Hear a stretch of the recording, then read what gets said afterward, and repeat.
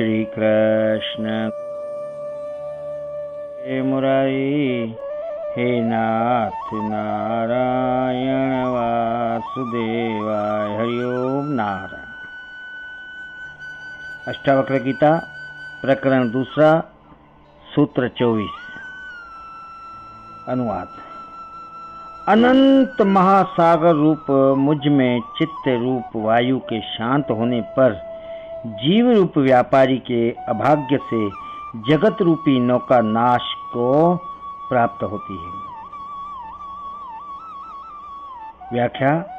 जनक जी कहते हैं, आत्मा रूपी समुद्र तो शांत है, निर्मल है, क्षोभ है, रहित है, निर्दोष है, निर्विकार है। यदि चित्त रूपी वायु न चले तो उसमें लहरें उठेंगी ही नहीं। यह चित्त ही उस शांत समुद्र को तरंगित करता है, वही लहरें उठाता है। चित्त की वृत्तियों से ही लहरें उठती है।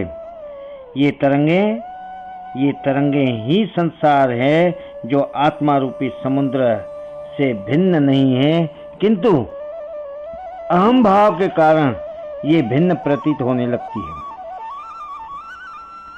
अपना अलग अस्तित्व मानने लग जाती है। यही अज्ञान है जो अहंकार के कारण पैदा हुआ। संसार को आत्मा से भिन्न मानने का यही कारण है।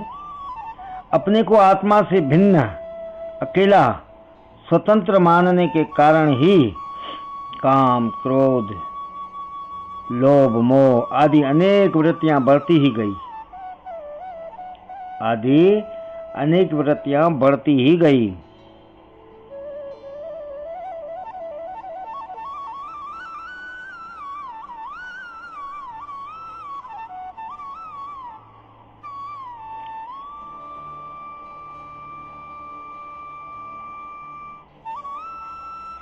आदि अनेक रूपों में इनका विस्तार होता ही गया।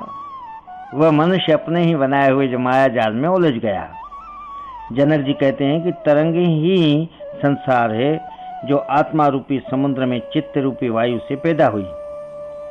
यह जीव रूप व्यापारी संसार में भोगों की अभिलाषा है, भोगों का अभिलाषी है। इसकी जीवन नौका इस चित्त रूपी वायु के सहारे से ही चलती है, अर्थात संसार का अस्तित्व तभी तक है जब तक यह चित्त विद्यमान है।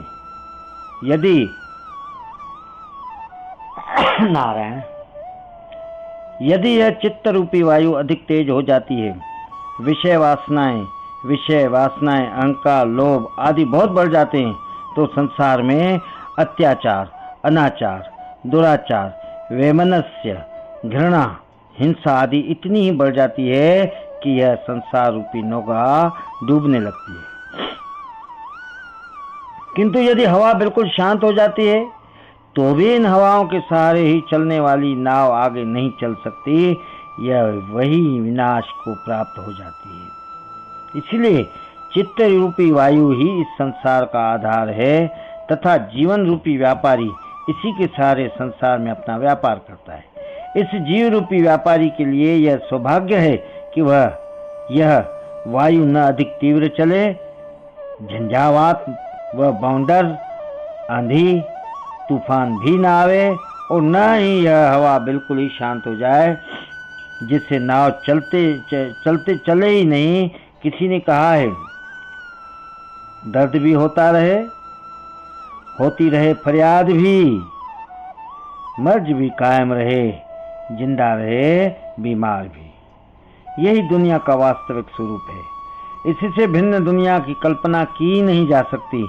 राजा जनक जी इसमें संसार की बात न करके मुक्ति को प्रतिष्ठा देते हुए कहते हैं कि यदि चित्त रूपी वायु का चलना बंद कर दिया जाए तो ये लहरें उठेंगी ही नहीं।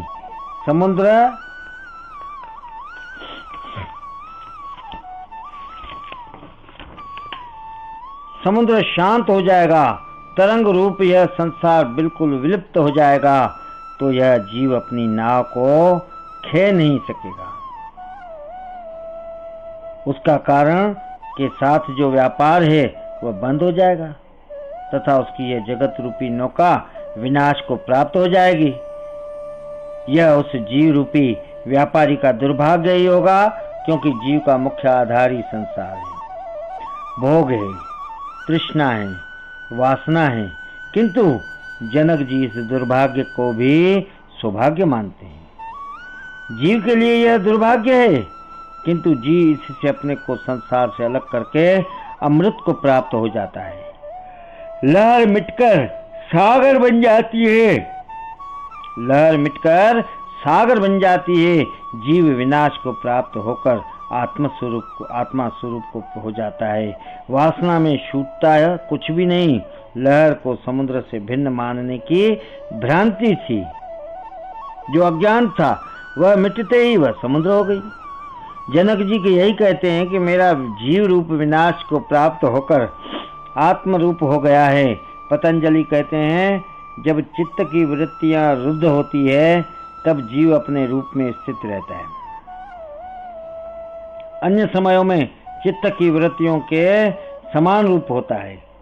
श्री कृष्ण गोविंद हरे मुरारी, हे नाथ नारायण वासुदेवाय, हरि ओम नारायण।